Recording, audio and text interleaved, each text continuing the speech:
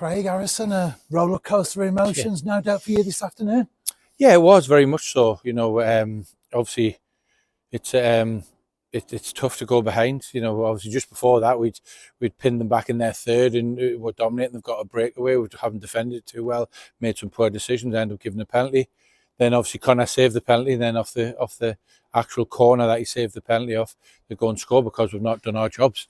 We'll take it serious. Match analysis and showing everybody their strengths and weaknesses. And before the game, we're there looking at their corners. Most of them are played into the front post area and they try to get across the men. And lo and behold, he's got across his man and headed it, and I think it took a touch in the way. And so it's a really, really poor goal that I was raging about conceding, because we haven't done on multiple occasions. We haven't done our job. And if I was Connor as well, I'd be raging as well, because he's made a great penalty save. So there's a couple of bad decisions there leading up to the penalty, then the corner, but then we weren't quite at our best in the final third. So we got in some good positions, but we didn't.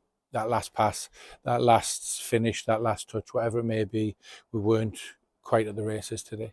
And when Caernarfon did take the lead, there was an injury to Ash Baker that looked quite nasty at the time. What's an update on that? Yeah, he's okay. Fortunately, he's okay. Obviously, it's really, really important that Ash was okay, and obviously he's had to come off with it. He has come off with it. It was a head injury, and obviously, I think he's going to be out for a couple of weeks with that, with the concussion protocol, etc., etc. But we'll just make sure that he got off the pitch as quick as he could and make sure he was okay.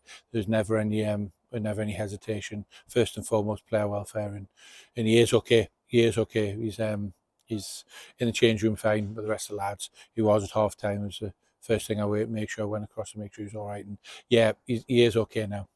And we did secure the 3 points in the end. Jordan Williams and a fantastic strike from Chris Marriott. Yeah, it was. We all know Mazza's quality. He's scored a few good free kicks, hasn't he? Over the years, he's got a lovely left foot, and he steps in and he hits a fantastic shot. And the way it was going, we done, got in some good areas, as I've just said, and we didn't quite pick the final pass or make the good run or get the right contact. And keepers made some good saves and made some good blocks, and and Caernarfon, done well. They put their bodies on the line.